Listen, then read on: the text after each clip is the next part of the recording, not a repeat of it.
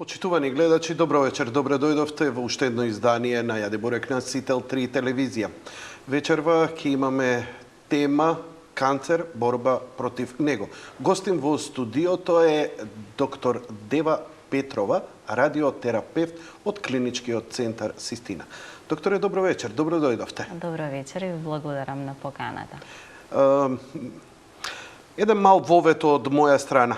Имено, ја дел од своите емисии ги посветив на аспектот на човековото здравје, од она што е и од фармакологијата, но она што понекогаш и од малку од алтернативата. Секогаш сметам дека најдоброто човек може да го најде од двата света и дека секогаш треба да трага по најдобрите решенија. Многу од гледачите, од популацијата, станува се повеќе свесна за собственото здравје, за околината околу себе и за она што им се случува, од една страна, и од друга страна начините за борба со разните модерни заболувања кои можеме слободно да ги кажеме, не дека канцерот не постоел и пред 1000 и пред 2000 години, но не во вакви епидемични размери како што е тоа денеска. Во меѓувреме се интересирав за многу работи од алтернативата, но не ги запоставував онака чисто лаички, новинарски работите кои се случуваат и во современата медицина. Ме инспирираа неколку билборди кои ме натераа да почнам да вртам телефони и да се распрашам за некои нови машини, техники, технологии, воведување. И тоа на некој начин веќе ми отвори добар простор. Еве, да ве поканам токму вас како стручњак да поразговараме малку една широка обширна тема која би ја полека стеснувале да дојдеме до вашата најпотесна стручност. Значи, ја би сакал, еве, како лекар, како ќе го дефинирате канцерот, тумор, овие канцерогени заболувања, овие појави на тумори, како ги дефинирате, како ги согледувате? Така, значи, малигните болести во основа се еден голем здравствен проблем во моментов, глобален здравствен проблем. Малигните заболувања според бројот на заболени случаи представуваат второ најчесто малигното заболување, второ најчесто заболување после кардиоваскуларните болести. Значи, ако кардиоваскуларните болести се проблем број 1 во светот, малигните болести би биле проблем број 2. Што се однесува до тоа како би го дефинирале малигното заболување, значи нашиот организам практично почива на одредени механизми. Клетките се наоѓаат во постојана делба, но тие механизми имаат одредена контрола. Во одреден момент кога контролата, значи, ќе биде отсатна, т.е. доаѓа до нарушување на тие контролни механизми во организмот, доаѓа до неконтролирана делба на одредени клетки во одредено ткиво или органот каде што потекнува тој тумор, и како резултат на таа неконтролирана делба доаѓа до создавање на некоја тумефакција, ние ја викаме, или оток, или некоја тврдина, како резултат на тој раст, размножување или делба на тие клетки. Дегенерирани клетки? Значи, тие не се дегенерирани клетки, но се клетки со изменета морфологија. Што значи тоа изменета морфологија? Изменет изглед. Значи, може да бидат со помалку изменет изглед или со повеќе изменет изглед, по зависност од тоа каков е нивниот степен на диференцијација. Кога ги одредувате дека е тоа тумор? Што ги одредува дека е тоа тумор, а дека бидејќи тие се функционални клетки? Така. Со помала или зголемена, не знам каква функционална. Какви им е нивната функционалност? Така. Значи, тие функционираат, но сепак не функционираат нормално, тоест не ги запазуваат функциите на органот од кој што потекнуваат. Добро. Доколку таа туморска формација која што ќе се формира, значи не мора секогаш да биде малигна. Може да станува збор за бенигна туморска туморска Добро. формација. За да го тоа диагностицираме дали туморот е бенигни или малигни, мора да се направи биопсија на самата промена, значи веќе навлегуваме во диагностичките процедури. Добро. Да се види под микроскоп изгледот морфолошки, значи Добро. на таа клетка, бидејќи ние знаеме кога ќе ја земеме биопсијата, ако земеме биопсија од слузница на желудник, од кој орган потекнува. Од кој орган го земаме ткивото, Добро. значи за анализа. Значи знаеме дека е тоа тумор со потекло од желудник. Добро. Меѓутоа понекогаш може да имаме метастатски промени, значи секундарни депозити или метастази во некои други органи, да речеме во црниот дроб или во белиот дроб, на тој начин да биде првата манифестација на малигната болест со појава на метастази, и тогаш ние можеме да ја биопсираме, да земеме примерок од метастазата. И тогаш, врз основа на морфолошките одлики на клетките од таа метастаза, да откриеме од кој примарен орган таа потекнува. Бидејќи метастатските промени или клетките во тие метастази ги задржуваат морфолошки одликите на ткивото од кое што потекнуваат. И затоа кога ќе биопсираме метастаза во бел дроб или во црн дроб, ако е со потекло од дојка, можеме да кажеме дека да, ова е метастаза во бел дроб или во црн дроб, но според изгледот на тие клетки морфолошки, значи тоа се клетки кои што примарно потекнуваат од дојка, од некој друг орган. По што се разликува? Не успеав да разберам. По што се разликува? Како го препознавате? Значи, што е тоа видоизменето? Значи, вие треба визуелно да го забележите, да ја забележите тај визуел? Тоа патологот го анализира под тоа микроскоп. треба патолог да го издрибла малце подетално. Добро, нека остане така. Нека остане така. Значи, она што е важно за малигните болести, тоа што ги разликува, кажавме, дефиницијата е дека се нарушени контролните механизми во организмот, доаѓа до неконтролирана делба на клетките и доаѓа до создавање на некој тумефакт. Она што го разликува малигниот тумор од бенигниот е способноста да прави инвазија, значи да инфилтрира во околните ткива и структури. Најчесто бенигните тумори не прават инфилтрација во околното ткиво и во околните органи, тие се јасно ограничени од околното ткиво и орган и поради тоа може само да вршат притисок, компресија и на тој начин да ја нарушуваат функцијата на органот. Но малигните клетки може да инфилтрираат, значи имаат инвазивен раст, и тоа е тоа што ги разликува од бенигните тумори, и може клетките од малигните тумори со помош на лимфната и на да се шират. Да, со помош на крвната циркулација да се шират на далечни места или имаат способност да метастазираат. Тоа е нивната главна одлика, она по што се разликуваат од бенигните тумори. Она што е важно за малигните болести дека тие се во постојан пораст. Значи тоа е јавен здравствен проблем и покрај тоа што кажавте дека свеста кај луѓето станува се поголема, здравствената, значи просветеност, овој проблем. Фармацијата ни е се подобра, медицината иде се понапред, а ние сме се поболни. Така е. Ова е пародијата на живење на современо, докторе. Знаете што, меѓутоа има и нешто позитивно. Во онкологијата ние секогаш велиме не сме ние толку десперадоси, значи очајници. Сепак, благодарение на тој напредок во медицината, практично имаме можност ние сега и порано да ги диагностицираме малигните болести. И со раната диагноза ни се зголемува и бројот на ново откриени случаи. Добро, предпоставувам, најпрвим тоа го забележав, например, преку крвните слики, кога правиме редовните прегледи, тумор маркери, и тоа мислам дека е еден од најдобрите и најбезболни и најдобри начини за да забележиме дали нашето тело веќе произведува такви малигни клетки. Да, значи има повеќе начини како се диагностицираат малигните Знам, болести. некои не може да се диагностицираат. Така, не е толку едноставно, значи за разлика да речеме кај инфективните болести имате јасен причинител. Ве боли грлото, црвено, вие ќе ви земат бриз, ќе откријат која бактерија ви е причинител за воспалението, ќе направат антибиограм, се знае на кој антибиотик е осетлива и имате значи И циљана така, уште до терапија. 3-40 години, после и тие антибиотици нема да функционираат.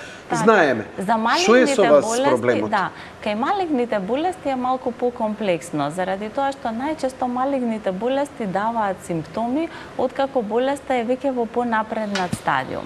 Значи, тие треба за некои малигни заболувања, за одредени локализации, како што е карциномот на дојка, карциномот на матката кај жените, карциномот на простатата кај мажите.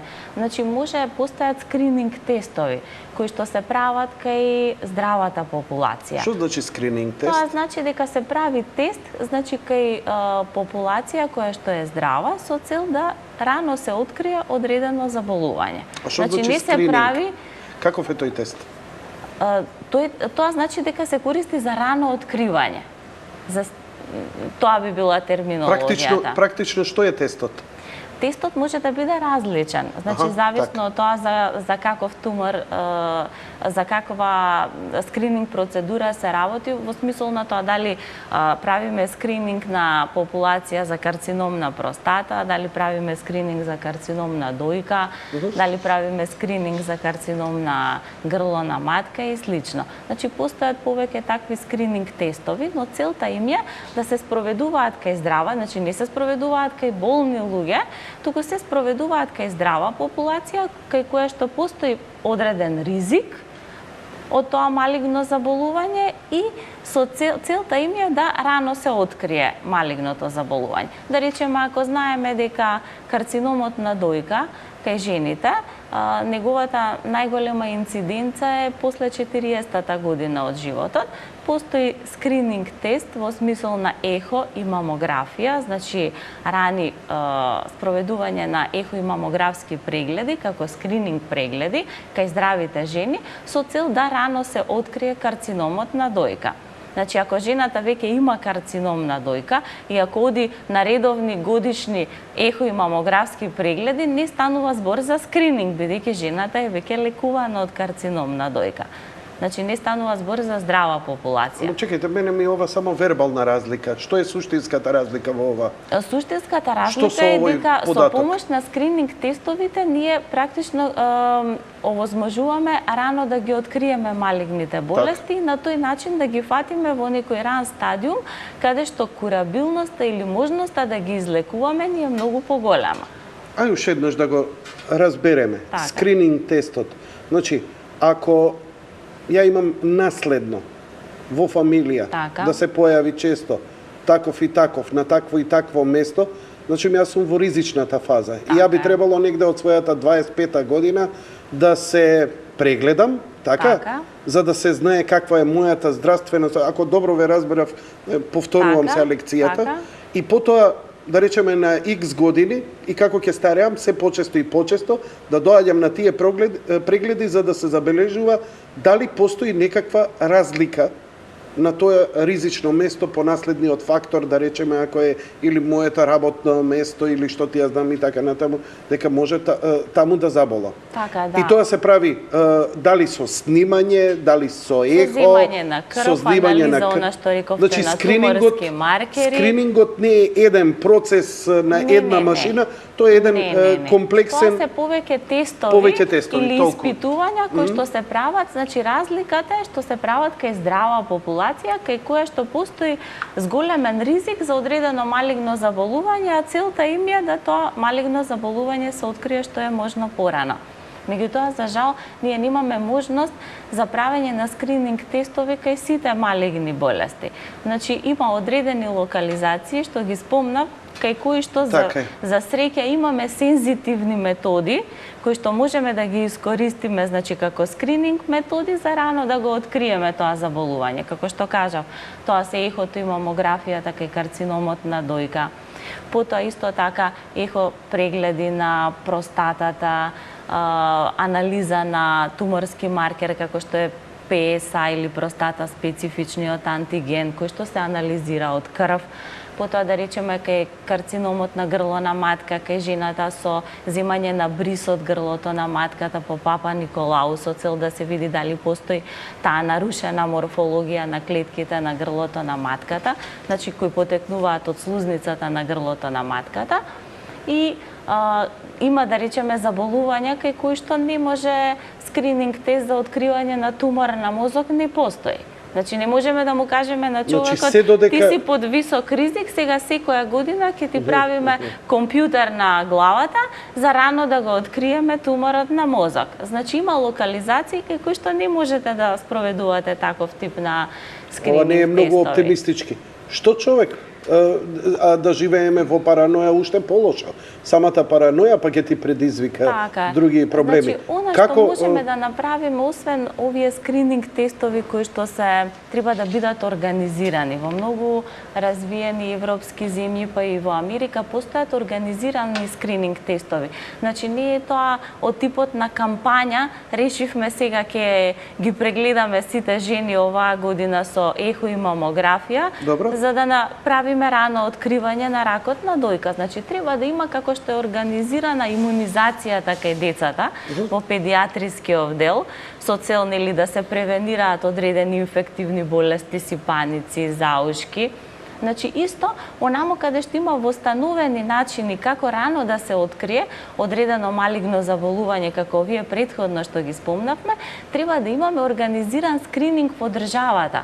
Значи да жените или мажите после одредена возраст редовно се повикуваат на тие прегледи и да тоа биде законска регулатива, да вие мора да се јавите еднаш годишно за ехо или мамографија после 40-та година. Има ли вакви примери во светот? Има, како не.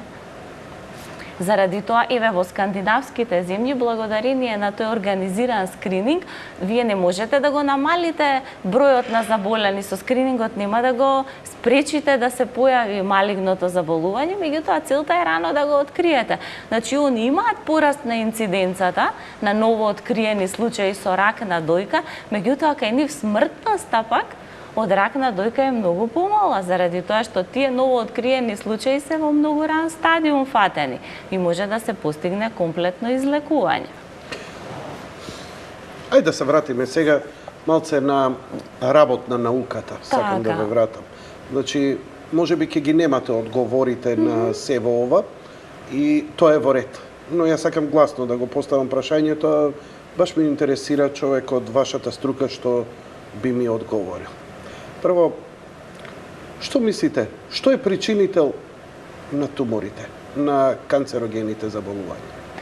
Она почнавме, малку начнавме дел од темата кога направивме објаснување што е причинител за инфективните болести, меѓутоа за малигните болести ние немаме конкретен причинител. Значи станува збор не. Значи станува збор, обично нели секој пациент кога ќе дојде ќе праша докторе, од што можеше ова да ми се јави? Значи што е причината зошто добив да речеме канцер на желудник или канцер на дојка или на простата и слично.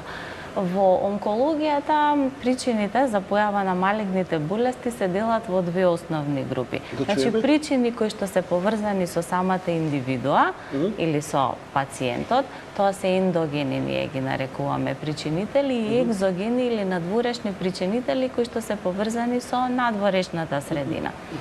Оние кои што се поврзани со пациентот или ендогените причинители може да се поделат во неколку групи. Прв, тука и основен е генетскиот фактор, значи некаква генетска предиспозиција доколку постои кај пациентот. Потоа тука е исто така стилот на живот, да речеме тоа е нешто што зависи од вас. Пушењето, ако го земеме, може да биде екзоген загадувач или екзоген фактор за непушачите, меѓутоа за пушачите е стил на живот.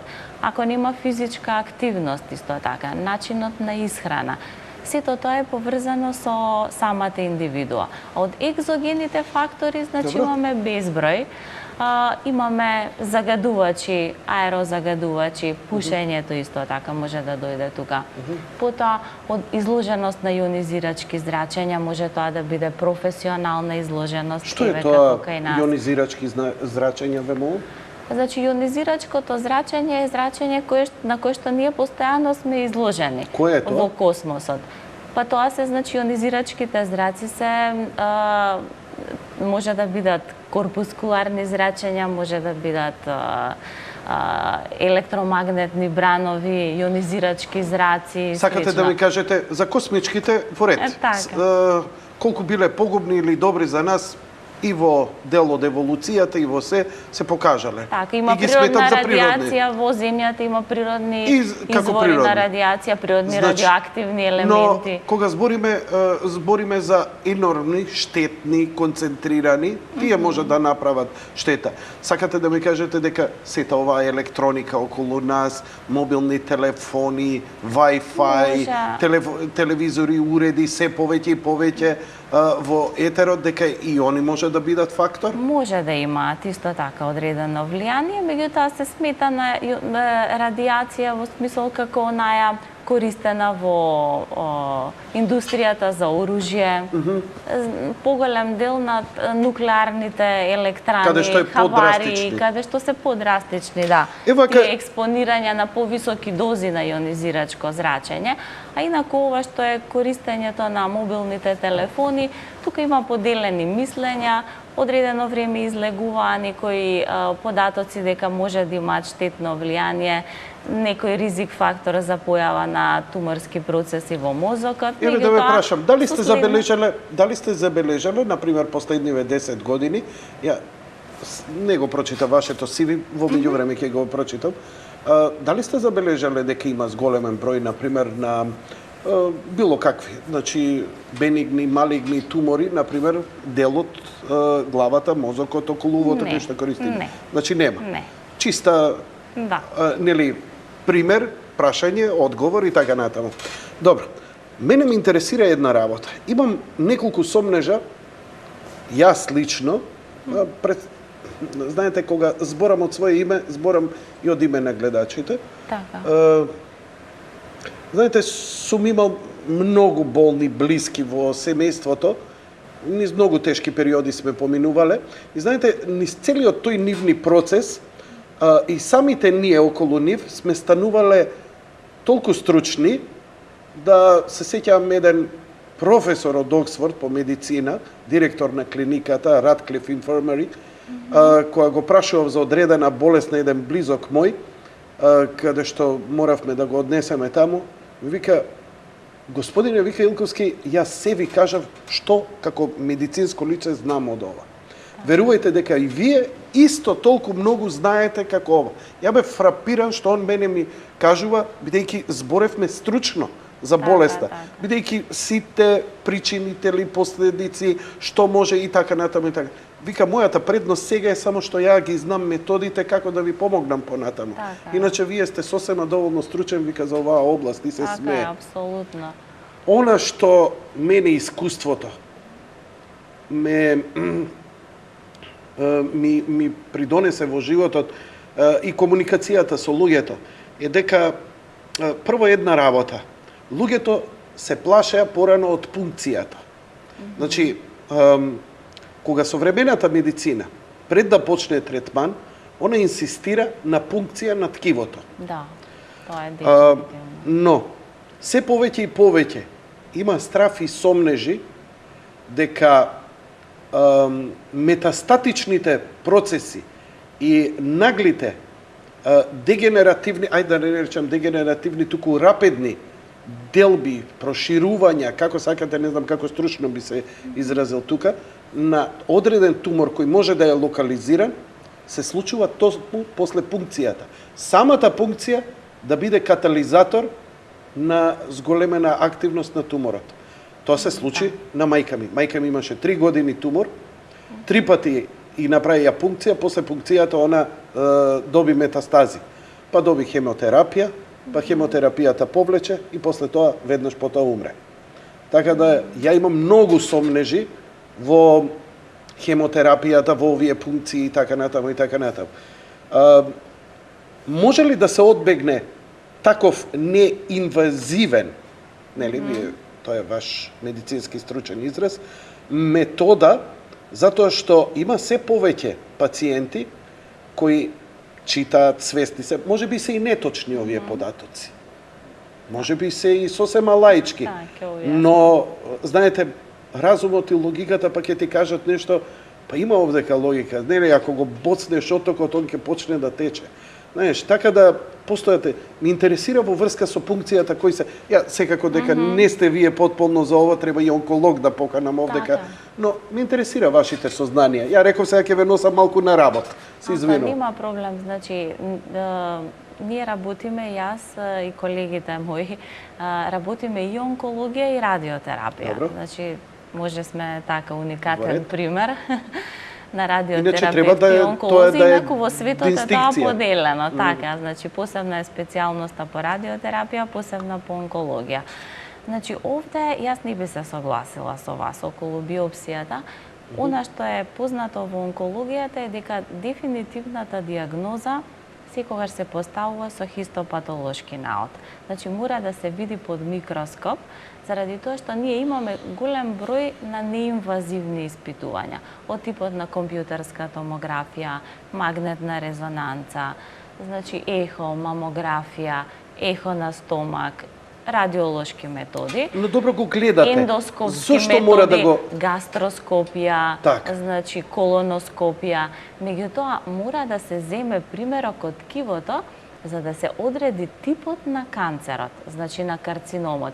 Од тој тип на карцином и од неговите карактеристики Така. хистолошки, значи сега тука има големи напредоци, бидејќи вие ги гледате клетките на едно молекуларно ниво. Добро. Значи се прават боења одредени со цел да се види манифестацијата, експресијата на одредени рецептори. Слободно стручно говорете Да, сега. значи одредени рецептори на површината на самата туморска клетка и се добива една палета на податоци за тоа каков е тој тип на тумор, на канцер, кои што потоа помагаат во одредувањето и креирањето на терапијата, бидејќи во онкологијата веќе не се оди на грубо креирање на третманот кај пациентот. Немаме веќе груби поделби на пациентите, да речеме, според локализација, сите карциноми на желудник или сите карциноми на дојка не се лечат подеднакво, на ист начин.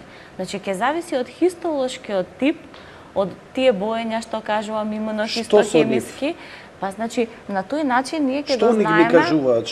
Што дознавате? Па да речеме за Јачината на карциномот, концентрацијата на не. хемотерапијата, не знам, зракот, фреквенцијата на зрачењето или количината? Типот на хемотерапијата. Исто така гледате дали воопшто ќе има ефикасност хемотерапијата. Има тумори кои што се сензибилни на хемо и на радиотерапија, има тумори кои што се резистентни на хемо и на интересно. радиотерапија. Значи, вие вие мора веднаш да со го тоа дознаете типот на карциномот, не можете само да речете има тумор на дојка и сега ќе почнеме со зрачење или со хемотерапија. Така. Значи, вие можете да одредите и дури и колку е сензитивен на одредена баш она како во нели овие лабораториите за одредување на одредени Така, инфекции да. во спаленија, да одредите да се одреди конкретен антибиотик, вие можете да одредите дали воопшто и ќе се Ќе биде нафатите. осетлив на тој тип на терапија. Сакате да ми кажете дека има тумори кои, на пример, ги проучувате и викате овдека хемотерапија џабе. Има, Има. да речеме, или хормонска терапија, карциномот на дојка. Хормонска терапија? Да, значи, начините на лекување Така. кај малигните болести тргнуваат од хирургија, па потоа може да оди хемотерапија.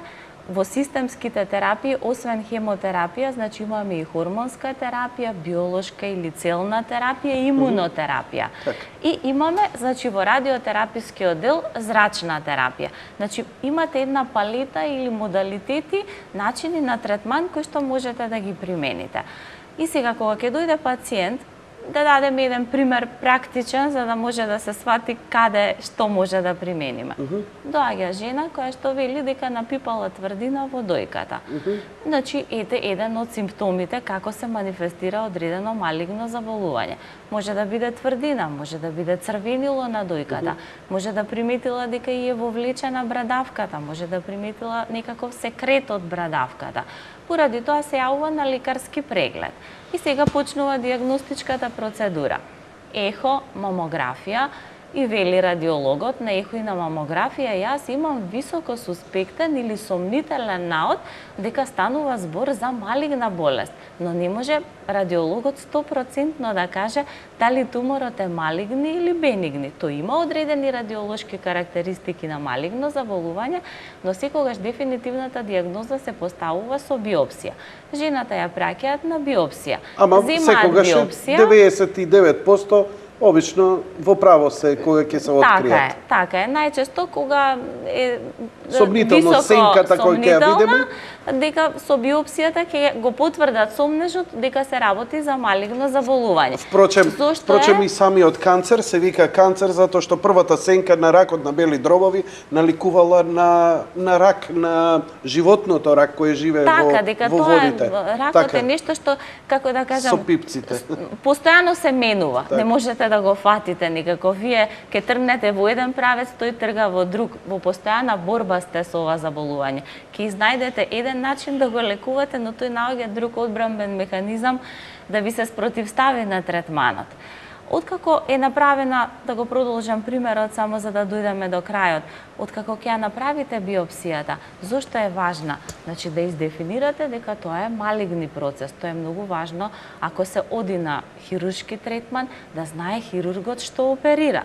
Дали е тоа бенигни тумор или е малигни тумор. Ако е бенигни тумор, ќе го извади само туморот.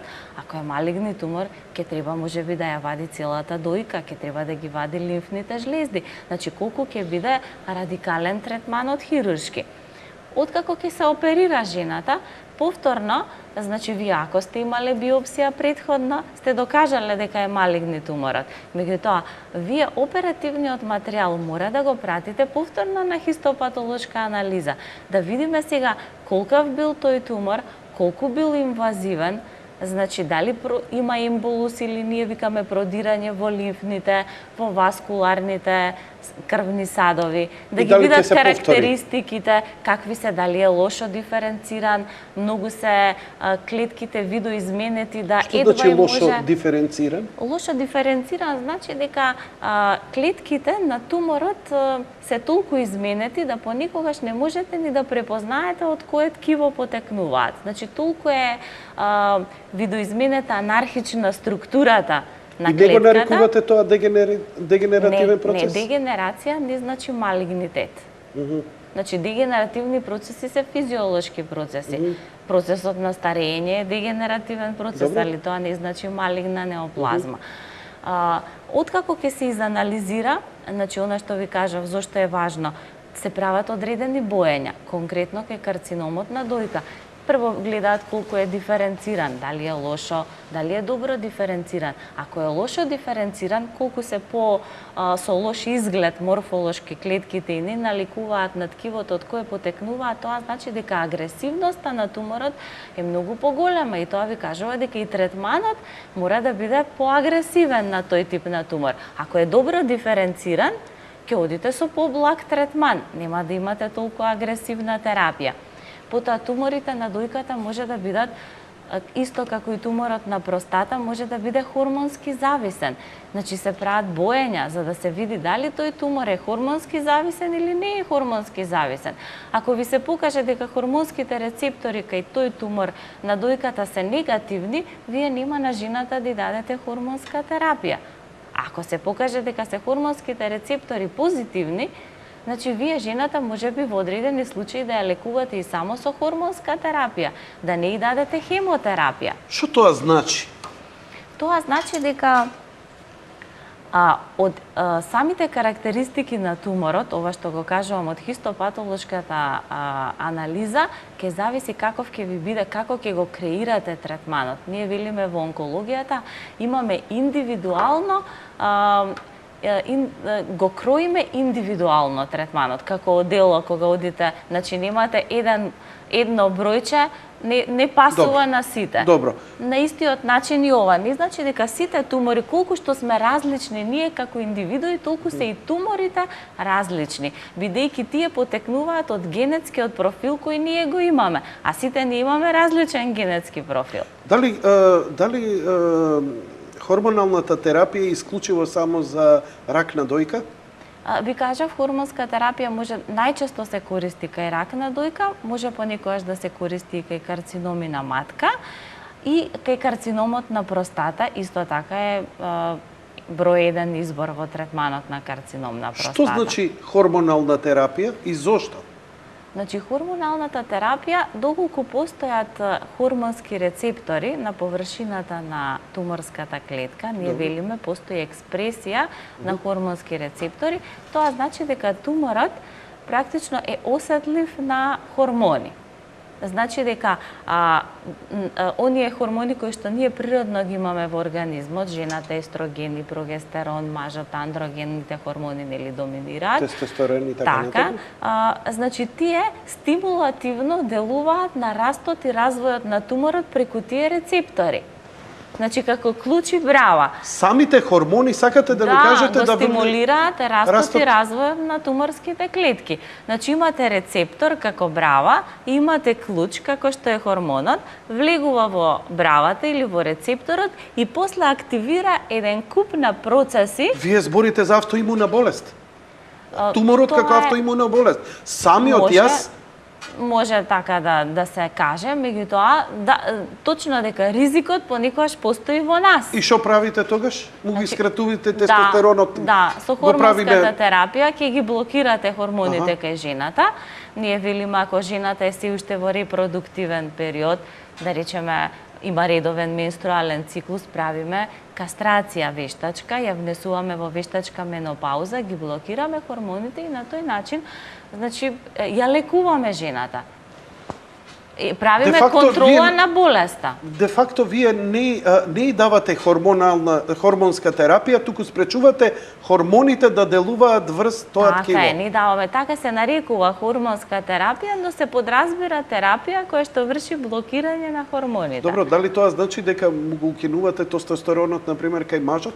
Да, кај карцином на простата. И што станува со мажот без тестостерон? Жена. Станува жив со карцином на простата. Али станува жена? Не, добро, има одредени несакани ефекти, меѓутоа не е баш така дека станува жена. Добро, докторе, ќе направиме кратка пауза, ќе продолжиме со разговорот, имам уште многу подпрашања за вас. А почитувани гледачи, ќе ги отвориме ние во текот на емисијата, при крајот на емисијата, кој ќе го завршиме разговорот, ќе ги отвориме телефоните и за вашите јавувања и вашите прашања. Ако не сакате директно во емисија или не можете да се јавите, на Facebook, каде што е постирано гостувањето на нашата ценета гостинка. Одиме со реклами.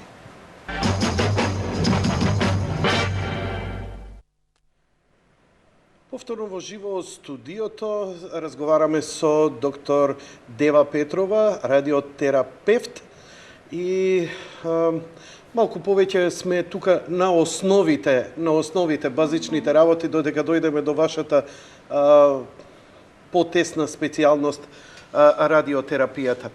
Докторе, втората работа, значи за пункцијата ја ви благодарам за широката експликација. Се надевам никогаш нема да ми затреба у животот ова сознание што го имам.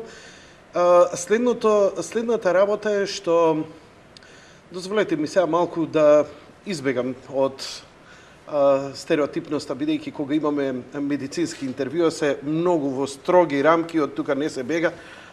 Сакам да подсетам на една работа, повеќе не вас, туку јас како гласно размислување. Медицината во нашата цивилизација не секогаш била напредна.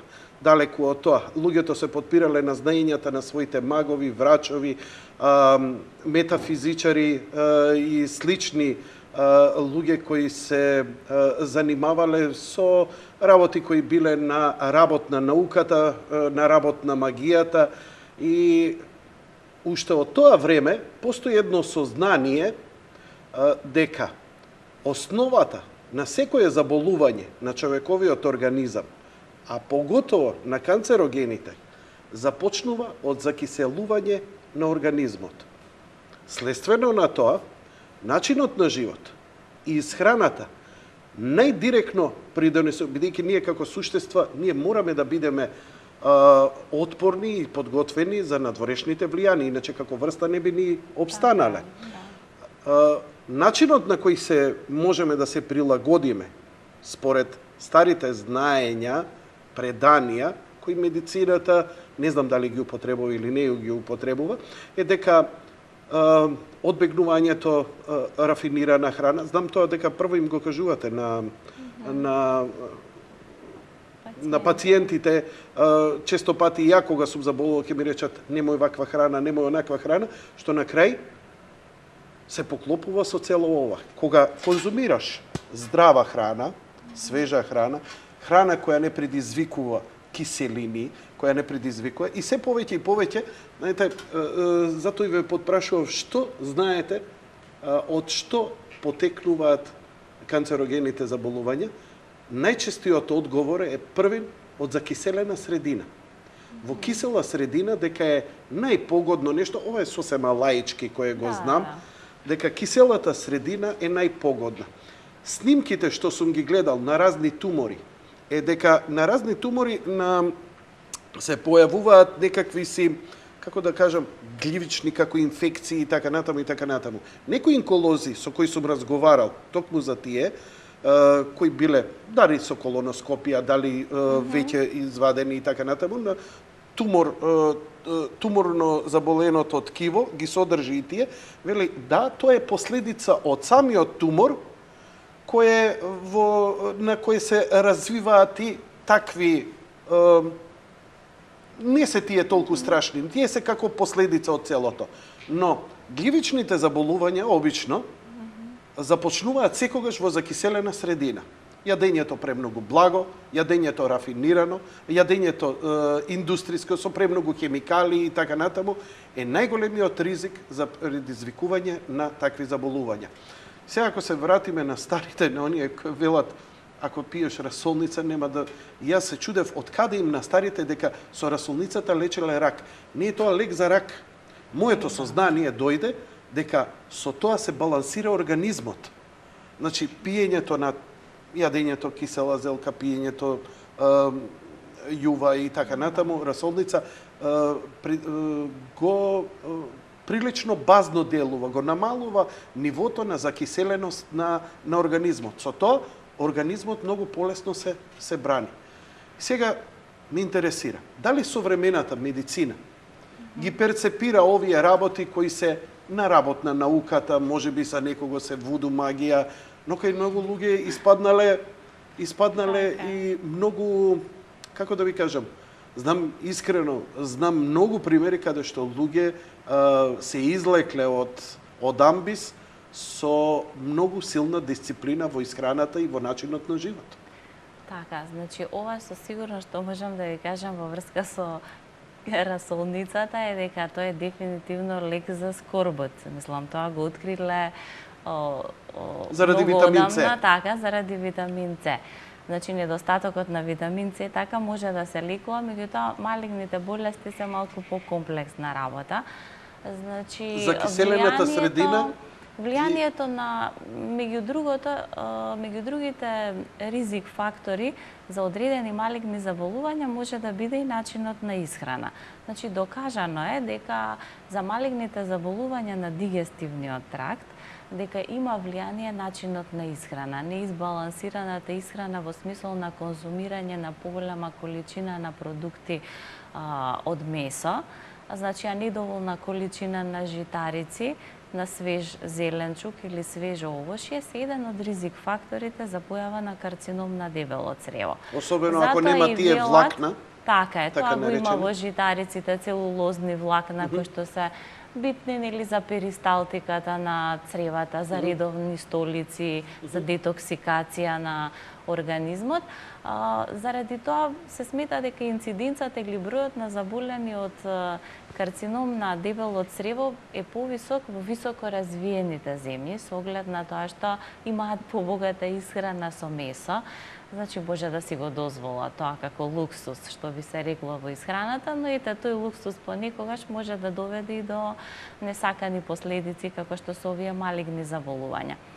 Поделени се мислењата околу тоа колкаво е влијанието на храната врз појавата на малигните болести. Значи, може да сретнете податоци дека има влијание, некаде нема влијание. ви кажувам, она што е сигурно за дигестивниот тракт потврдуваат дека постои влијание во однос на она што го објаснив пред малку. Но мислам дека ризикот поврзан со исхраната е повеќе ризик во смисол на загадувачите на храната што ние ја користиме. Не толку типот на храната. Значи не тоа дали Што мислите загадувачите на храната? Загадувачи во смисол дека имате користење на разни средства, пестициди, значи кои што хемиски ја загадуваат храната.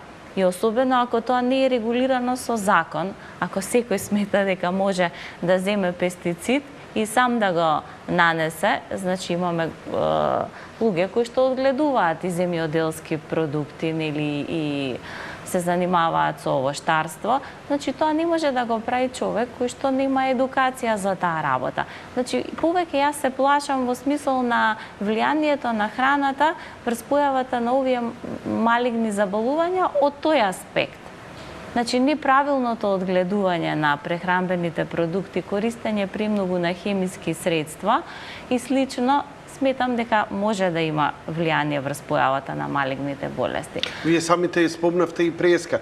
Начинот на живот, начинот на исхрана, физичката активност. Така, затоа и практично сега толку се промовира органската храна. Што значи дека храна која што е растена, одгледувана во незагадена средина, каде што не се користат сите овие, што ви кажувам, дополнителни загадувачи и хемиски супстанци, кои што се дефинитивно ризик во појавата на малигните болести. И вие ја препорачувате оваа исхрана? Па, видете, ние Затоа што јас препорачуваме... поминав 2 години во силна кампања токму на таква промовирање на таква исхрана. Така, ние препорачуваме колку е можно, значи никој од нас, дури и ние не можеме да се заштитиме од и да користиме храна која што е 100% здрава или е органска. Така е. Така да препорачуваме да пациентот не му биде тоа стресна ситуација, сега да оди и да биде оптеретен каде ќе најде здрава храна, меѓутоа да се храни што е можно поздраво, во смисол, ако има можност да дојде до органска храна, нормално дека би било подобро да ја користи таа. Но да не се исклучува, ние не правиме никои рестриктивни промени во исхраната, не советуваме комплетно откажување од исхрана со месо, или комплетно исклучување на шеќер во исхраната или слично. Значи, велиме дека она што е здраво за целокупната популација е здраво и за пациентите кои што се со малигни болести. Знаете како велат англичаните, тоа се белата смрт. Сол, шеќер, брашно, бело брашно. Така е.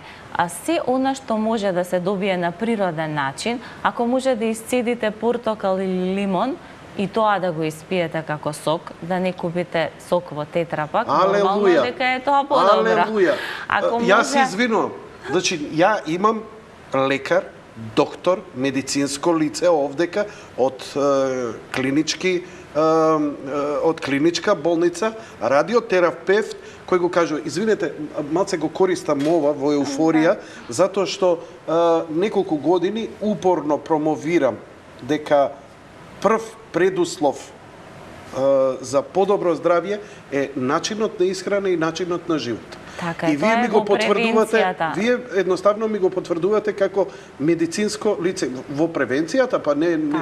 Така. Значи, апсолутно и за тоа збориме. Тоа е најважно додека сте здрав, да се грижите за овие работи, со цел да не дојде до појава на одредена болест. Значи, начинот на исхрана, внесување на што е можно поизбалансирана исхрана, да има свежо овошје, свеж зеленчук, житарици. I rest my case. Да нема, значи нема потреба да се исклучува месото, но треба 1/3 да бидат месни производи, остатокот 2/3 да биде свежо овошје или зеленчук. Джейми Оливер, жива знаете храна, како вика? што би се рекло.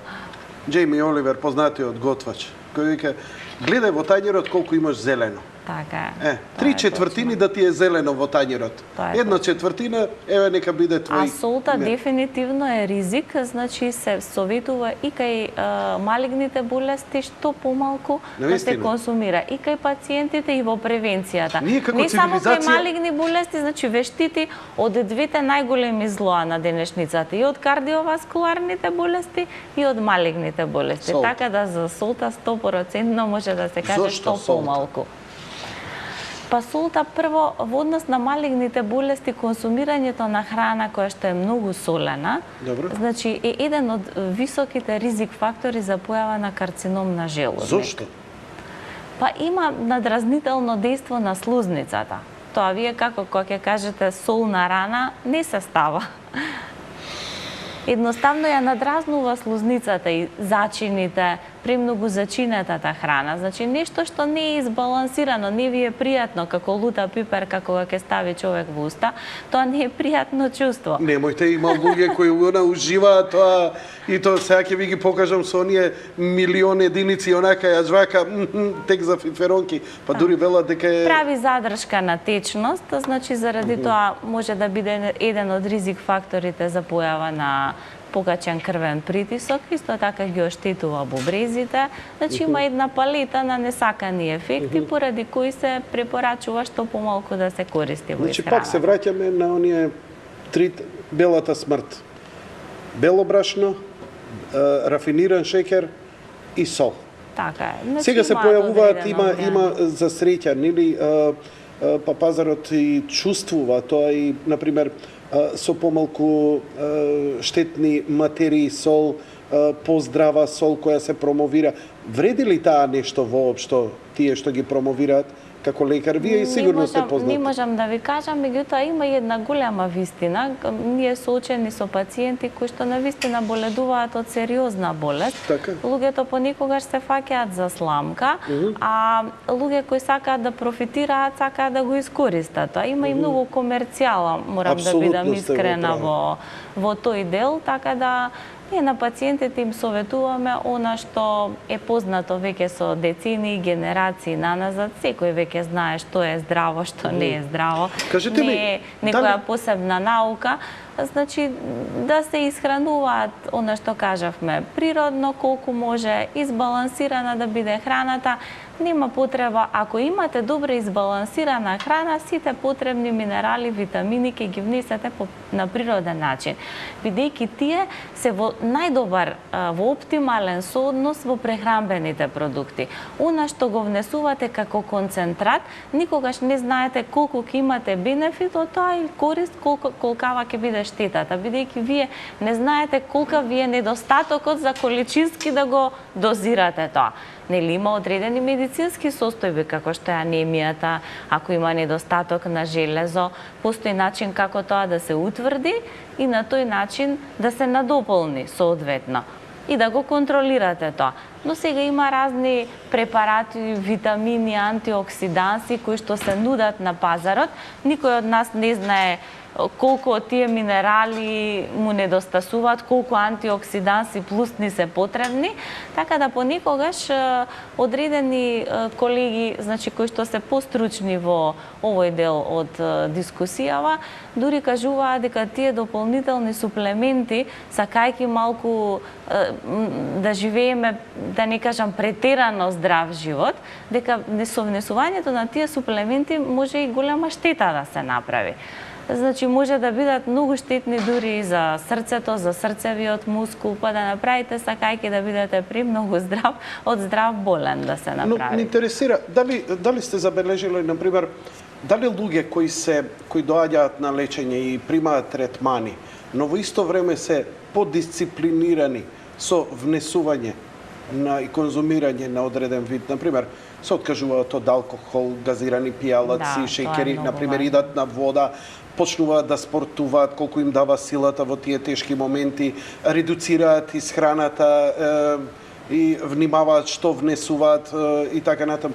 Дали кај нив, за разлика од пациенти со слична клиничка слика, па кои не внимаваат, дали тие побрзо и повеќе можат да заздрават? Дали кај нив шансата за подобро заздравување е поголема? Да, шансата е поголема за побрзо заздравување и многу полесно ја толерираат применетата терапија. Да речеме, пациенти што се на хемотерапија, доколку имаат избалансирана исхрана, се откажат од алкохолни пијалоци, ако се откажат од пушењето. Значи, многу поедноставно ја поднесуваат терапијата, и хемотерапијата, и зрачната терапија, помали се несаканите ефекти и побрзо се опоравуваат. Значи, едноставно, општата состојба на организмот се подобрува. Дали вие се радиотерапевт, јас секако дека морам да ве потпрашам и работи кои се надвор од вашата на тесна специјалност, а тоа е што е тоа хемотерапија во суштина? Мислам, знам дека најлаички речено се работи за отров кој го труе целиот организам и кој во еден тежок процес треба да го уништи туморот и ти после да се вратиш во нормален живот. Јас сум гледал сестра како во газ маска отвара во специјални простори затоа што е високо токсична. И сега се прашувам, дали хемотерапијава е добра или не. Ја искрено да ви кажам, моите најблиски беа лечени со хемотерапија, веднаш после хемотерапијата почина. Ја донесов став во животот дека ако мене ми се случи такво нешто, ќе идам можеби на хирургија, ќе идам можеби на радиотерапија, но сигурно нема да идам на хемотерапија, затоа што ја не гледам, барем не гледам позитивни примери. Купување на време до 6 месеци можеби, ако претходно, но никој претходно не дал прогноза, види, човеков има уште месец дена, со хемотерапија ќе му купиме уште една година. Но така никогаш не ми било, например, кажано за мој близок, да речеме, му го продуживме за 3 месеци и така натаму и така натаму. Така да мојот впечаток е дека примената хемотерапија или го забрза процесот, или воопшто го однесе во смрт човекот. Затоа што знам луѓе кои живееле со тумори до крај на живот и поживеали по 10-20 години. Код еден мој пријател чекаше од дедо му да му ја наследи куќата, му го донеса, го отвориле. Јас се шегувам, ама ова е таков пример. На 70 години човекот заболува, го носат на хирургија, на клинички центар, го отвараат, го затвараат, викаат, немојте да не го мачиме човеков, носете си го дома, ја вика тријам раце, вика куќата е моја, уште 25 години поживеа, вика со таков тумор. Да, значи никогаш не може Ја извинете малце што ја карикирам оваа ситуација, но животот носи некогаш и вакви работи. Знам за луѓе кои си поживеале и на крај живееле со тој тумор и умреле од старост. Да, значи во онкологијата ви кажав дека ние не се сметаме за очајници или десперадоси, дека имаме многу светли примери. Так. Значи постои една заблуда во јавноста, во нестручната јавност нормално. Во која ја спаѓам. Така е, дека малигните заболувања не може да се излекуваат или дека ако се лекуваат со стандардните методи или класичната медицина, еве да речеме хемотерапијата ова вие што наведовте, дека нема од тоа никоја полза или дури дека може да има и штета. Значи тоа е. Ја верувам во хирургија, верувам во радиотерапијата. Да, тоа е комплетна заблуда, можам да потврдам со сигурност, бидејќи малигните болести се болести кои што може да бидат излекувани. Значи ви кажав, тоа ќе зависи од тоа во кој стадиум на болест се откриени. Значи кај стадиум 0, кога ќе се открие во инситу состојба карциномот, кога првата заштитна бариера во организмот, така наречената базална мембрана не е пробиена, во тој случај излекувањето е 100%. Што е тоа? Базална мембрана не значи, пробиена? Постојат повеќе бариери во организмот, меѓутоа таа првичната бариера... Која е таа бариера? Кои се тие бариери? Кажете ми. Значи, постоја, да речеме, може да реков да има инфилтративен раст туморот. Добро. Значи да се шири во околината. Добро. Доколку се пробие таа мембрана базална, значи на клетката, во околното ткиво, во тој случај има одредена архитектоника, како зграда кога градите, има Наистина? темел, има Так. ткивото си има одредена архитектоника така, за ткивото збориме. Да, како е градено. Значи Добро. ткивото од кое што потекнува туморот, значи има таа некоја прва заштитна бариера и доколку таа не е пробиена, во тој случај карциномот е во инситу состојба, ние велиме, или стадиум 0. Кога таа ќе се пробие, во тој случај станува инвазивен туморот. Значи затоа и туморите може да бидат неинвазивни малигните и инвазивни. Тоа кога ќе прочитате, Тоа е агресивен? кога е инвазивен, веќе ја пробил првата бариера, но не значи се уште може да биде локален. Значи се уште може да биде во тоа ткиво. Така, ве разбирам. Али има заблуда, да речеме, луѓето кога ќе прочитаат во дијагнозата карцинома инвазивум, они мислат готово туморот се проширил и е веќе метастатски. Значи има разлика. Не сите инвазивни тумори во исто време се и метастатски.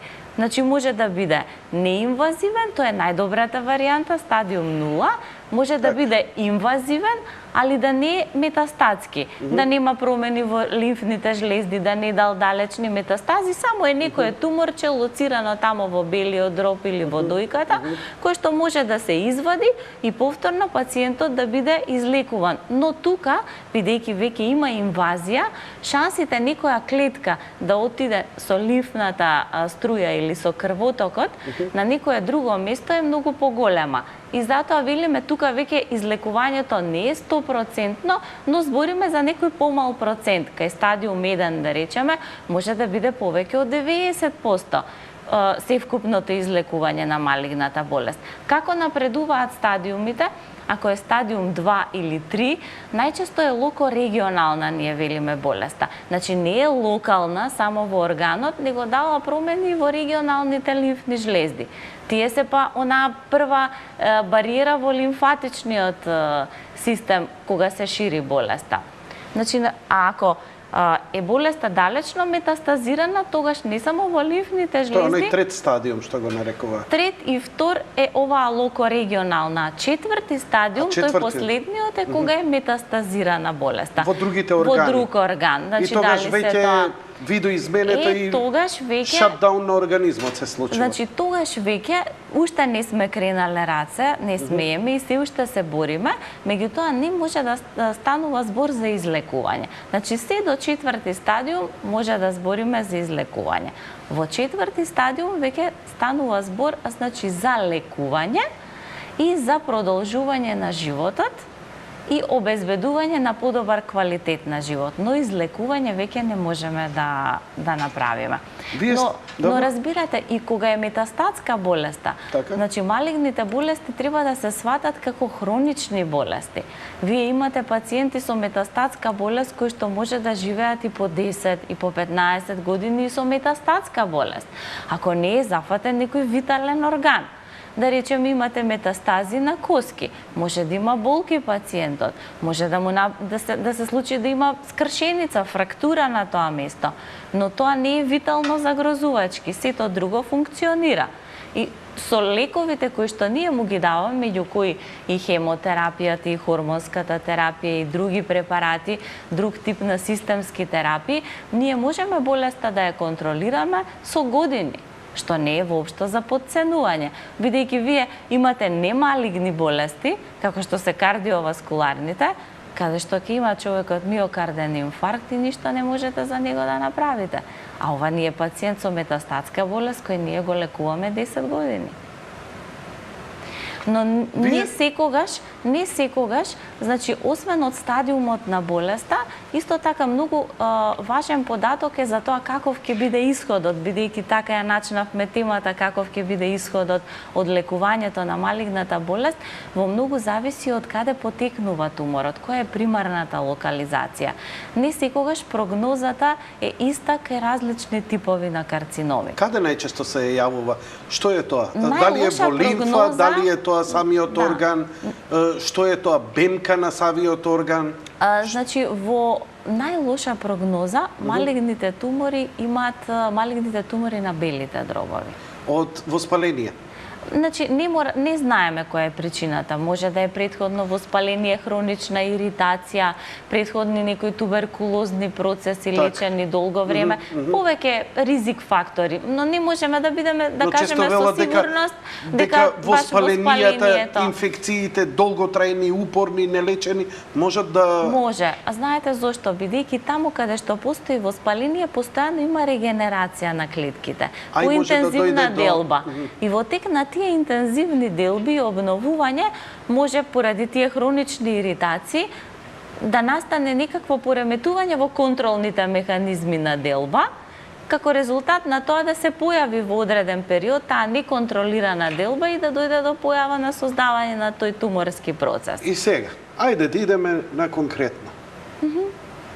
Треба ли да се вадиме од памет? Има ли шанса да преживееме? Има шанса, како не. Значи, треба само... Колкав е процентот на успешни, не знам... Приказни. Да, имаме многу такви успешни приказни. Дури понекогаш пациентите навикнати да доаѓаат на контрола, имаме често пати случаи да им речеме нема потреба веќе да доаѓате кај нас, кај вашиот матичен лекар ќе се контролирате, вие сте веќе здрав човек, значи и ризикот за појава на болеста кај вас е идентичен како кај останатата популација. Откако ќе, значи, враќање да на болеста после да биде... петата година, се смета веќе дека ако за 5 пациентот е години не се излекуван. повтори? Ризикот од повторување на болеста е најголем во тек на првите 2 години по поставувањето на дијагнозата. Како изминува времето, значи ризикот се намалува, веќе после 5-та година можеме да кажеме дека е идентичен како кај останатата популација. Али ви кажувам, не важи за сите типови на карциноми. Вие сте... А хемотерапијата е важна, се извинувам што ве прекинав, бидејќи хемотерапијата, хирургијата и радиотерапијата се многу успешни и сериозни методи на лекување, но тие за жал се локални методи на третман. Значи хирургијата оперира, хирургот го вади туморот, вади дел од органот или лимфните жлезди, со зрачењето исто, ако не оперира хирургот, постои алтернатива да се спроведе радиотераписки третман, значи на туморот, на дел од органот каде што е лоциран туморот и на регионалните лимфни жлезди. Меѓутоа, зрачењето и хирургијата не прават превенција од појава на далечни метастази. Со овие два модалитети на третман не можете тој процес да го контролирате. Значи, да хемотерапијата е системска. Значи, за оној трети или четврт стадиум за тоа. Така е. Значи, колку е понапредната болеста, колку е понапреднат стадиумот, можноста да се појава далечни метастази се поголеми, а единствен начин за да го контролирате тоа е давање на системска терапија која што се внесува преку циркулација, за да може да се разнесе во секој дел од телото. Тоа е многу тешка да терапија. делува и да ги уништи клетките каде и да се. Вие на физику си говорите, имате мила звезда, многу сте симпатични, збориме за една страшна хорор тема. Ја ви благодарам што давате оптимизам, мене па искуството исто кое го имам како човек и новинар, за таа хемотерапија ми дава многу двојби. Но ви благодарам што, ова е разговор кој континуира. Вие сигурно имате и... Има и несакани ефекти, тоа јас не го негирам. Нема да збориме сега за тоа, имам со кого тоа ќе го говориме, но сакам да кажам дека претпоставам дека ви имате некакви консултативни средби со тие луѓе, бидејќи прво психолошката ситуација на тие луѓе е страшна во тие моменти. Се соочуваат со бездна, тоа е внатрешно и тука многу од разговорот, вие имате многу убав пристап, многу сте меки, многу сте спонтани, многу сте љубезно звучите, што најверојатно претпоставам дека многу позитивно и делува кај пациентите. Но, уште малку сакам неколку работи првин за вас да прочитам, за гледачите. Вие сте член на Сдруженијето на онколози и радиотерапевти на Република Македонија и Европската асоцијација на медицински онколози ЕСМО. Во работното искуство во вашето CV стои дека сте од 2000 до 2013 Универзитетски клинички центар Скопје, клиника за онкологија и радиотерапија, а сега сте шеф на оддел на онкологија и радиотерапија во клиничката болница Ачи Бадем Систина како и вашето образование кое го имате до 96-та до денес. Вие сте релативно млади, но очигледно вашето CV, богато CV, кажува многу работи. Доаѓаме до клучната работа, зашто сте вие овдека поканети. Што е тоа радиотерапија? Радиотерапија е еден од начините како може да се лекуваат малигните болести. Значи, тоа е локален третман кој што се користи во лекувањето на малигните болести. Зошто се вика радиотерапија? Бидејќи се користат значи ионизирачки зраци или радиација, значи зрачење се користи во третманот. Добро.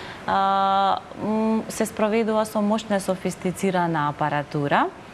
Најчесто користени машини за спроведување на радиотерапискиот третман се линеарните акцелератори. Во принцип, значи, радиотерапијата може да се дели на две основни групи. Значи, тоа имаме екстерна или надворешна радиотерапија и брахитерапија. Што значи тоа? Дека линеарните акцелератори, кои што ги користиме, како што и апаратот Trilogy, значи на уделот за радиотерапија во клиничката болница Аџибадем Систина, е дел од машините кои што се користат за екстерна радиотерапија. Што значи дека изворот на ионизирачко зрачење, кој што го користите во тераписки цели, се наоѓа надвор од организмот на пациентот. Значи се наоѓа на одредена дистанца. За разлика од тоа, постојат и брахитераписки третмани, каде што изворот ионизирачки, значи може да се внесе директно во телото на пациентот. И тоа го правите? Тоа ние го немаме, меѓутоа се спроведува и таков тип на третман, значи го има на клиниката за онкологија и радиотерапија. Брахитераписки третман. Исто така, радиотерапијата може да се дели зависно од тоа каква енергија на ионизирачки зраци користите, може да биде високоволтажна и нисковолтажна радиотерапија. Значи, линеарните акцелератори се машини кои што се користат за високоволтажна радиотерапија. Што е изворот? Што зрачи од таму? Што е ламбата? Што е сијалицата? Да. Значи, тоа е, принципот е сличен како оној кај диагностичките апарати, Добро. каде што рентгенската цевка е изворот на зраци. Значи, се користат X зраци, може да се користат и електрони. Тие се со различни перформанси физички, значи зависно од тоа дали процесот се наоѓа површно или се наоѓа негде на поголема длабочина во телото, може да се користат електрони или пак фотони или ионизирачки зраци. Добро, значи, електроните најчесто се користат за површни за третман на површни процеси, бидејќи тие многу брзо, откако ќе дојдат во допир со кожата, значи со ткивото на пациентот, ја губат својата енергија и на тој начин својата максимална енергија практично ја даваат на мали длабини на самата кожа и под кожата. Значи, нивниот, да речеме, полуживот е многу краток или векот на распаѓање брзо се распаѓаат. Да, значи може да се каже дека продорната муки ми е многу помала, тоест веднаш енергијата откако ќе достигне одреден максимум на одредена длабина нагло опаѓа. Тоа е добро заради тоа што вие немате потреба, ако имате површен процес, да користите мокни зраци, продорни, со висока енергија и да го зрачите ткивото што е под тој процес. Сега другите? А другите, да речеме, ако имате процес што ви е локализиран во белите дробови, значи или во стомакот, во абдоменот, ви требаат зраци кои што се помокни со поголема енергија, значи за да продрат до таа длабина. Добро. И да стигнат до целта, до целниот волумен. Какви се тие зраци? Тоа се X зраци. X зраци, рентгенски зраци во суштина. Рентгенски, да. Само што овие што се користат во диагностиката се со меки зраци, ние ги велиме, со многу мала енергија. Не ни треба тамо тераписка енергија, а овие се, значи, со многу поголема мегаволтажни X зраци, бидејќи очекуваме од нив тераписки ефект. Значи, да продрат до одредена длабина и да имаат тераписки ефект, да делуваат на туморската клетка и да ја уништат. Ајде, објаснете го, еве, ќе имаме пример со една анимација, ќе го исклучам тонот од нарацијата. Овдека, докторе, повелете. Докторе. Аха, да. Можете тука да гледате и да го коментираме. Значи, се работи за...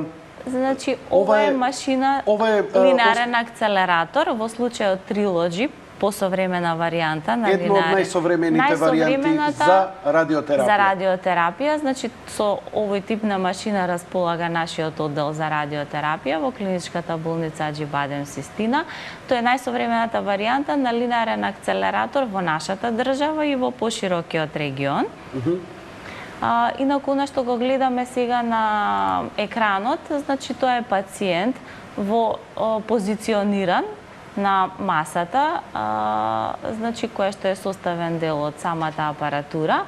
Пациентот е во одредена позиција, во случајот има маска за фиксација поставена, бидејќи во тек на зрачењето е многу важно да позицијата која што ја има пациентот биде репродуцибилна, бидејќи зрачните третмани... Што значи тоа?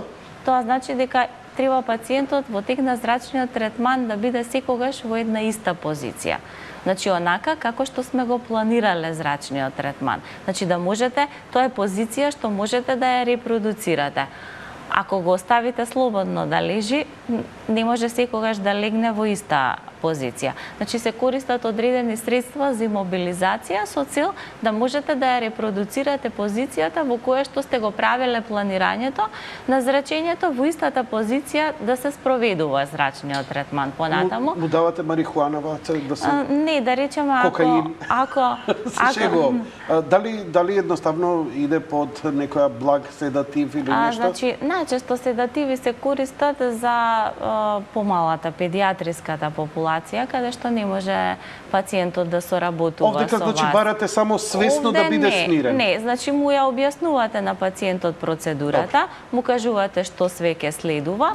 Најчесто пред да се почне со зрачниот третман, значи се прави симулација на зрачниот третман. Значи така отпочнува целокупната процедура на зрачење. Значи, не зрачниот третман, одредувањето, планирањето и спроведувањето на зрачниот третман е една комплексна процедура, така да не може, како некој, дури во стручната јавност, има големи непознаници околу тоа што значи радиотерапија, како се планира, како се спроведува. Ни се случувало... Долготроен процес. Значи, комплексен процес, може и краткотраен да биде, зависно од тоа колкав е обемот на работа, за колку време може да постигнете да го направите планот.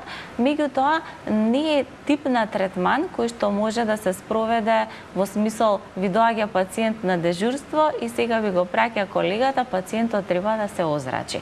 Значи, тоа не е нешто зрачење со UV зраци, поради воспаление на синуси, ќе ја уклучите така. Значи, пациентот прво треба, основно во се во онкологијата, па и во радиотерапијата е да се постави индикација.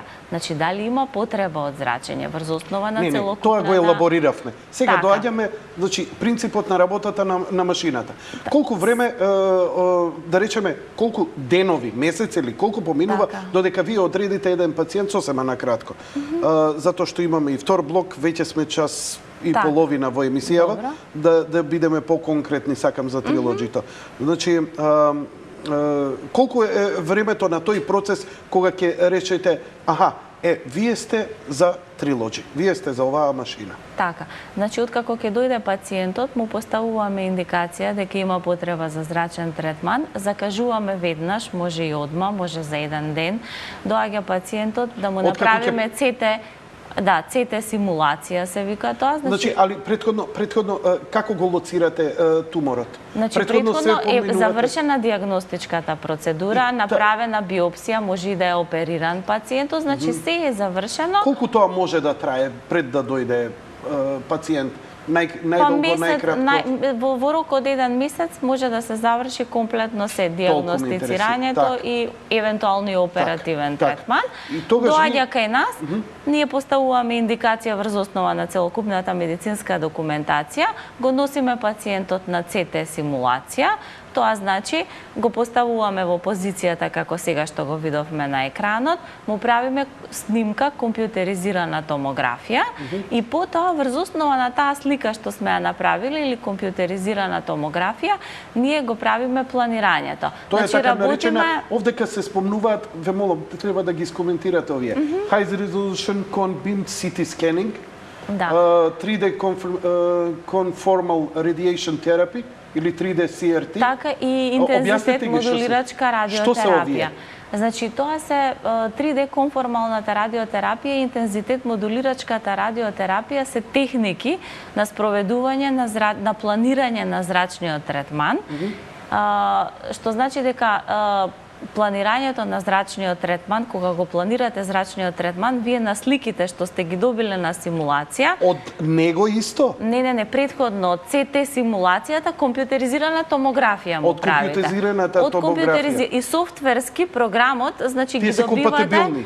Да, ги добивате во системот софтверски и постои посебен систем софтверски за планирање на зрачењето. Кој треба во суштина да направи 3D модел од туморот, на која длабочина, како изгледа, кај му се неравноните во Така е, значи вие го добивате пациентот, така? Пациентот го снимате, си оди пациентот и вие работите на сликите што сте ги направиле.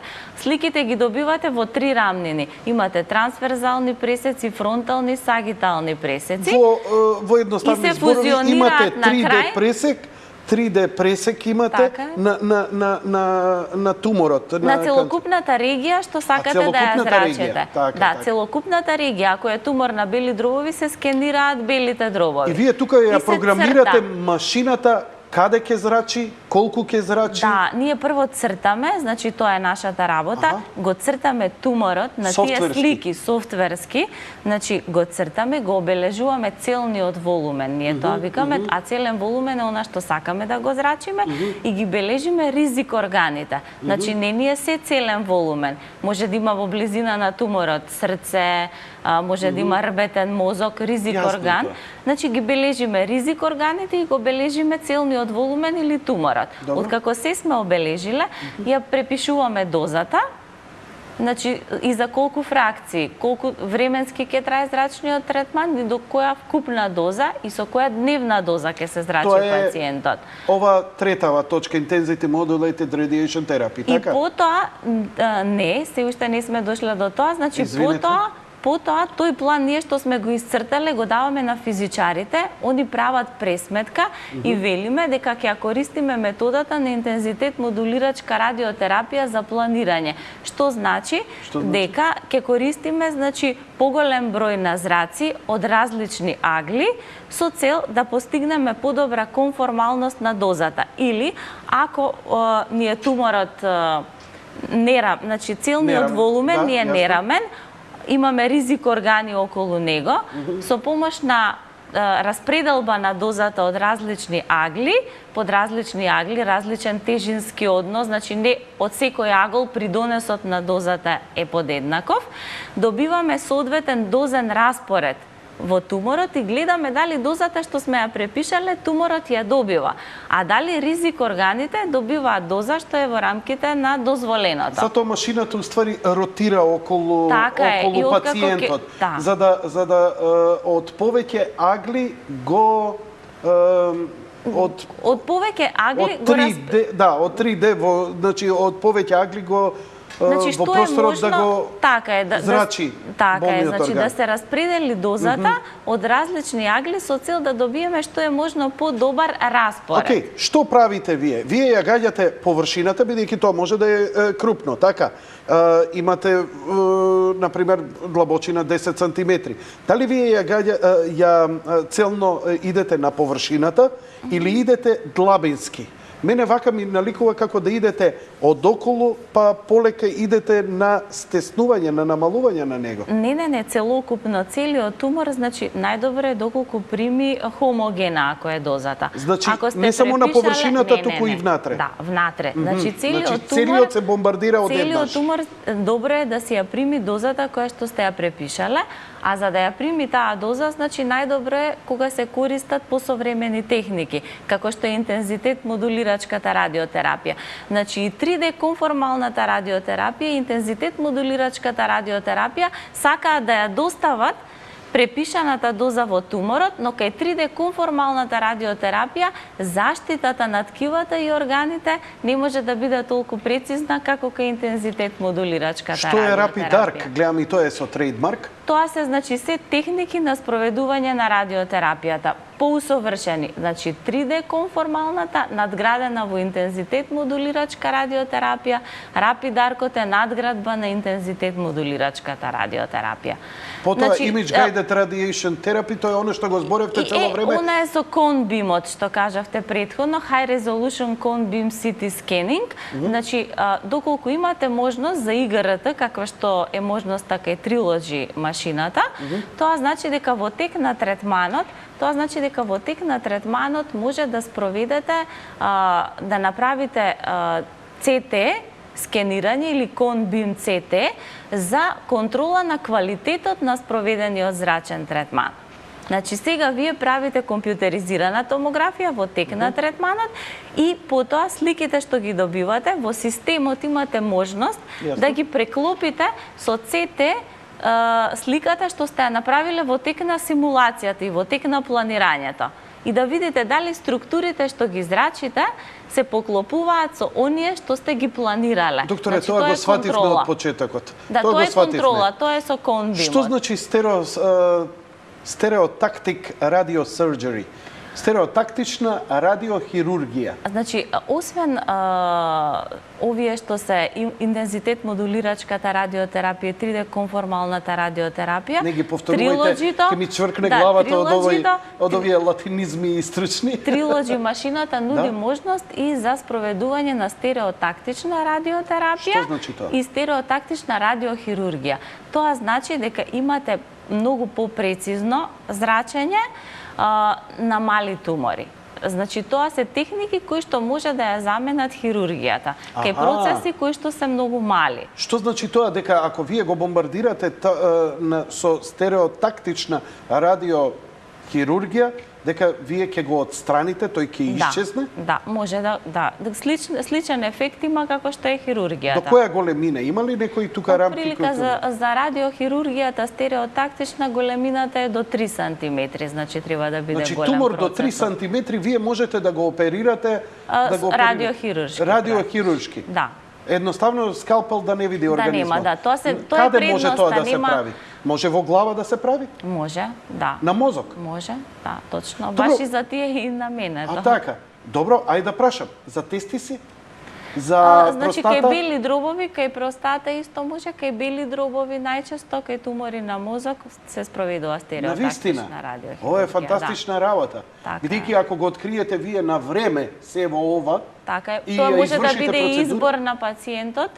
Значи, доколку не сака инвазивна метода, да се спроведе радиотераписки третман. Сега, што ме интересира пред да идеме, има уште една точка овде, Fractionate Stereotactic Radiation Therapy, ме интересира. Кога го бомбардирате вие, го бомбардирате со ионизирачки зраци, ги нарекувате, така? Тоа се X зраци, тоа се радиоактивни зраци. Така, тие произлегуваат од што? Што имате? Цезиум има во него, што ги произведува? Не, рентгенска цевка. Рентгенска цевка. Да. Само значи, по-софистицирана, не, да, комплексен е целокупната Значи, не е тоа никаков радиоактивен материјал кој стои во тоа? Не е радиоактивен изотоп. Е така. Значи, ова е на вештачки начин, со помош на загревање на катодната цевка. Јасно. Зрачења. Се произведуваат X зраци, се менува напонот и... Тесла, златен Тесла. Се извинувам. Јачината на струјата, значи удира снопот од произведени електрони на соодветен филтер и се продуцира снопот X зраци, кои што го добивате како финален продукт и го користите. Ако бомбардираат едно, тоа ќе покаже радиација. Тие брзо пропаѓаат, но може местото да стане радиоактивно. Мене ме интересира, како вие успевате да, кога ќе помине низ ткивото, така, не се оштети ткивото, бидејќи колку што ве разбрав, вие го бомбардирате само болното место кое може да биде длабоко, еве внатре во мозокот го бомбардирате, како нема да се оштети околното здравото ткиво? Дали интензитетот се веќе менува, да, динамички се менува менува во интензитетот центарот? се менува во тек на зрачниот третман. Значи ако Како го она за покажеме, разбивање камен во бубрек? па не кој е ќе го баш така, фокусира? не е баш така, меѓутоа ако можеме да го видиме до Добро. крај клипот, каде што се покажува оној мултилив колиматор, значи на излазот од Ќе го самиот покаже. Значи, ќе идеме дел по вака дел. ротира, значи апарат. Вака, значи вие Ова е- лежите, уживате, слушате музика, Ете така, ротира апаратот околу вас, И ве значи зрачи. под различни агли и зрачи. не целите, туку ве зрачи, еве го веќе ова. Ете, ова е да речеме целниот волумен кој што сакаме да го зрачиме, еве она што ви објаснав како се цртаат. Значи еве на Тоа CT-то така, со црвено е целниот волумен, друго се ризик органите. така. И на тој Обележани. начин успевате да ги изолирате ризик органите од Така е. зрачење. Значи се модулира интензитетот на зракот да кога ќе дојде ризик органот, придонесот на дозата од таа страна е многу помал отколку од таму, еве го, мултилив колиматорот, значи овозможува да конформална да биде терапијата, тоа да се прилагоди на формата на... Ова е усовршен софтвер кој ова треба да го извршува, така? Така е. Значи ова е можност на машината, 3D. а машината е раководена од софтверскиот Значи, систем. машината во исто време и снима, и зрачи, и Така дава е. 3D слика, и Така споредува од она што сте го имале со тоа што го имате, Така. колку се намалува и така натаму и така натаму. Да, имате контрола на квалитетот на тој начин на зрачниот третман, бидејќи ако сакате да спроведете прецизна како што е радиохирургијата, МРТ, значи вие гаѓате со многу висока доза на еден циљан волумен. И ако вас не ви е волуменот малку, ако се измести, Да. ако се измести... Еве, например, овака целиот е нерамен и така натаму. Така, и вие ако дозата ви отиде надвор од тој волумен, може да направите страшно оштетување. Значи, наместо да имате тераписки, ќе имате несакан ефект. Затоа ви е важна контролата на третманот. Што прави со ова зрачење он на туморот? Ова сака да каже дека може да се движи. Ако е тумор на бели дробови, во тек на зрачниот третман... Дише човекот. Дише човекот. Добро. Значи, со image guided радиотерапијата, Он го следи вие прецизно. го следите тоа. Значи, секогаш целниот волумен да ви биде онака како што ви е во планот. Значи, предпоставувам, еве и овдека како што објаснува, Многу е брз многу е брзо, третманот. Многу е брз нема третман. долго да трае пациентот да лежи, Да, да се комфорен мрцвари. е, брзо така. се спроведува, се доставува, значи, дозата која што ја сакате, правите максимална заштита за ризик органите и тоа е постапуваната цел. Што се случува со туморот кога го бомбардирате со ова? Значи, дел од клетките ја губат способноста за делба, значи не се делат понатаму, дел од клетките изумираат. Тие што изумираат, тие се озрачени, Така. остануваат во организмот. Остануваат и се заменуваат со сврзно ткиво. Но дали организмот се загадува од таа радиација? Не. Зошто не? Зошто Значи, нема- брзо се распаѓа таа...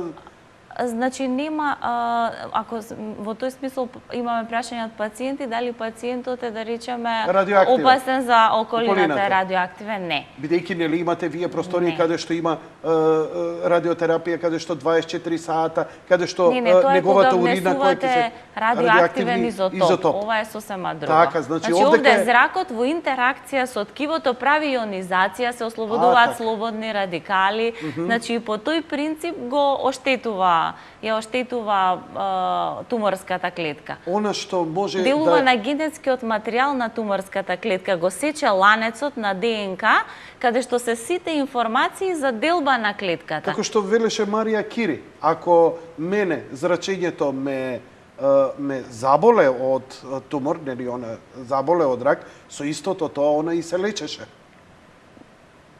Така беше во низиниот биографски филм.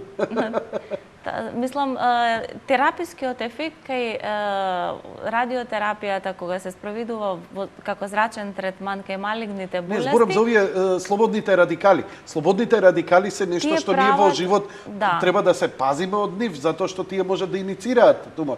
Но со истиите нив вие го уништувате. Така е, го уништувате се оштетува, туморот. значи туморската клетка, генетскиот материјал на туморската клетка и на тој начин таа понатаму не може да обстојува, нити да расте, нити да се И размножува. организмот ја изфрла. Таа изумира и се заменува со друг тип на ткиво што не е малигно, Човекот фиброзно, како може да вие, иде- кога ќе се пресечете, значи се создава лузна. Така на местото каде што бил туморот ќе остане лузна, значи се Но туморот ќе исчезне, Така тој е. ќе се смалува. Така е. Колку време треба да се намали еден таков тумор? И до каде го намалувате? Го намалувате до исчезнување потполно? Значи, ние сакаме целта не е потполно да исчезне, тоа би бил комплетен одговор на терапијата, но не секогаш може да го постигнеме тој комплетен одговор. Значи, доколку пола од туморот се намали, да речеме тоа би бил парцијален некаков одговор. Што понатаму? Ако не е комплетен. Значи, во тој Понатаму? случај има радиотерапијата е лимитирана. Вие давате максимална доза на зрачна терапија и очекувате ефект од тоа. Ако имате комплетен одговор, во ред. Ако имате парцијален одговор, значи може дополнително да се продолжи со други начини на третман. Така. Со системска терапија или слично, или може Може ли да после очекуваме тоа, ако се потполно намали, излекување со оперативно трилоџито? да се... Трилоџито е машина која што нуди современ радиотераписки третман и може да се очекува потполно излекување, значи тоа ќе зависи, ви кажав, од тоа за каков тумор станува збор. Се определуваат Од ли каде многу потекне? пациенти да го користат ова? Се определуваат, така е. Значи имаме доста пациенти кои што доаѓаат за планирање на зрачен третман и спроведување на зрачниот третман За да со одбегнат, трилоџи предпоставувам, машината. да одбегнат хирургија, да одбегнат длабока наркоза, да одбегнат инвазивните методи. Значи доаѓаат онаму каде што постои индикација за користење на ваков тип на зрачна терапија, пациенти исто што се оперирани, пациенти кои што не може да бидат оперирани поради тоа што болеста е напредната, значи сите оние пациенти кај кои што постои индикација. Овде вели дека за многу малку денови, значи за една недела, со многу мали дози, значи да не биде и радикални дози, многу големи ефекти стои во објаснувањето дека се Значи, постигнуваат. она што е ИМРТ-то и 3D конформалната радиотерапија се радиотераписки третмани за кои што треба подолго време. Тие и по 5 до 6 недели се спроведуваат. Но стереотактичната радиотерапија, значи овој календар покажува примена на радиотерапија кога се користи стереотакса, значи стереотактична радиотерапија, тогаш може да се користат 2, 3 или 5 фракции. Значи бројот на фракциите е многу помал, али дозата по фракција е многу поголема. Значи вие за 5 фракции доставувате со стереотактичната радиотерапија иста доза како што со конформалната ИМРТ доставувате за 5 недели. А кај стереотактичната радиохирургија пак таа голема доза во една фракција ја доставувате. Значи еднократно. Доста сложен процес, доста интересен, но очигледно тој е во сооднос и со овој современ голем апарат, кој велам голем, сакам и да го прикажам на слика, бидејќи се работи за редкост кај нас. Ова е контролната соба, од каде што се наблюдува се ова и софтверски се подготвува. Така е. Бидејќи софтверот рековте дека е еден од важните, многу важните сегменти на Да, на многу важен овој. е, значи се користи и за Покликање. планирање и за контрола на зрачниот А еве третман. го, еве како Еве како изгледа, изгледа машината, овој, машината. така. Значи се Многу користи моќно. посебен ласерски систем за позиционирање на пациентот. Тоа се овие црвени зраци, затоа и ѕидовите на Така, има на самата соба имаат оние детектори. маркери, а и тука се овие ласери, детектори се. Да. За позиционирање За на 3D на позиционирање телото. тие ги означуваат трите рамнини во кои што ние го планираме зрачниот третман. Трансверзалната, фронталната и сагиталната рамнина. Многу моќно, ова е тешка, огромна, гломазна машина, се движи со огромна леснотија, се врти Се околу ротира, пациентот. значи машината може да ротира за 360 степени Исто така може да ротира и масата на која што лежи пациентот, зависно од тоа како е испланиран зрачниот третман, под кој агол треба да падне зракот. Каков е интересот за ова? Има ли листи долги на чекање и така натаму? Рековте дека е единствен апарат не само во државата, туку и во регионов. Го нема во Србија, го нема во соседните земји. Така е, ние, значи, ова ни е втор месец како работиме, во февруар беше свеченото отварање на одделот. Имаме пациенти кои што доаѓаат на зрачна терапија, пациенти од нашата земја и пациенти од регионот, особено од Косово. Има интерес за машината, значи предноста е тоа што може да се спроведуваат современите техники, што има добра контрола на квалитетот на зрачењето и што пациентот може во комфортни услови, значи без гужва, без чекање да го спроведе зрачниот третман за многу кусо време. Значи немаме листи на чекање. Колку милиони долари чини третман со оваа машина? Третманот не е толку скап. Тоа ме интересираше, јас се извинувам, малце пародирам секако на шега. Дали ова е скап третман? Третманот не е скап со оглед на ефектот што може да се добие и со оглед на комплексноста на самиот процес. Значи, пандан е скапотијата на третманот онолку колку што би чинела и една хируршка интервенција. Ќе мораме да идеме со вториот блок реклами, а потоа многу малку време ни остана за одговори на прашањата. Одиме со прашањата од гледачите, докторе. Симона Николовска вика прашање, дали има новитети во однос на лечење на рак на дојка со метастази на коски, односно докаде сме ние во Македонија во однос на терапиите кои се даваат во странство? Располагаме со истите терапии кои што се даваат и во странство. Значи, како е во странство, така и кај нас. Да. Истото уште едно прашање, дали рак може да се лечи со канабис, масло од канабис? Не. Немате такви? Не. Како се лекуваат метастази на перитонеумот? Со хемотерапија. Со хемотерапија. Да. Поздрав до докторката, имам 33 години, пред 5-6 години приметив грудки на двете гради. Предходно неколку пати ми се имаше случајно да имав големи болки како да ми гореа гради. Тематичниот гинеколог ме прежали, направив мамографија приватно, кај Толовски ми рече дека што го видел не е добро, итно ме препрати во Хистолаб. Докторот ми зема биопсија, но според мене, според осетот, не ми зема директно од страното тело, дури и на снимката не ја виде, покажа дека е бенигно. Имав тогаш 4 грудки од едната и од другата. Слушнав дека при 40 години не се правело мамографија, било јако зрачењето. Сега дојам, пошто не знам дали е штетно, ама уште пред да станам трудна, едниот тумор нагло порасна, колку пинг-понг точе. Не сум било тогаш на преглед 5 години, немам сега проблем. Си стоја така и едното си расте откако го расчепка. Значи, треба да се јави на дали смеам да дојам и дали може да се применат овие, да се сменат овие бенигни тумори?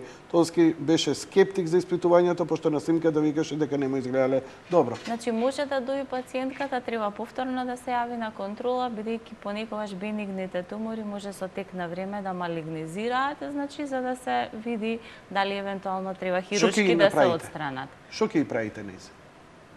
Значи, повторно ќе се направи ехо, може наместо мамографија магнетна резонанца на дојката, да. Так, за да може да дои. Со оглед на возраста, со оглед на возраста може магнетната резонанца да даде некои дополнителни податоци, поради тоа што има поголема густина кај жени кои што се во репродуктивен период и мамографијата може да биде недоволна понекогаш. Имаме гледач на линија. Добро вечер. Поздрав до докторката Дева Петрова. Јас се познавам и лично, бидејќи бев нејзин пациент додека беше во клинички центар. Јас сум оперирана од карцином на дојка, веќе 5-та година, односно поточно во август. И нулта стадиум, значи бев инситу. Мојата терапија е тамоксифен 5 години. Ме интересира по навршувањето на 5 години со тамоксифенот, што понатаму.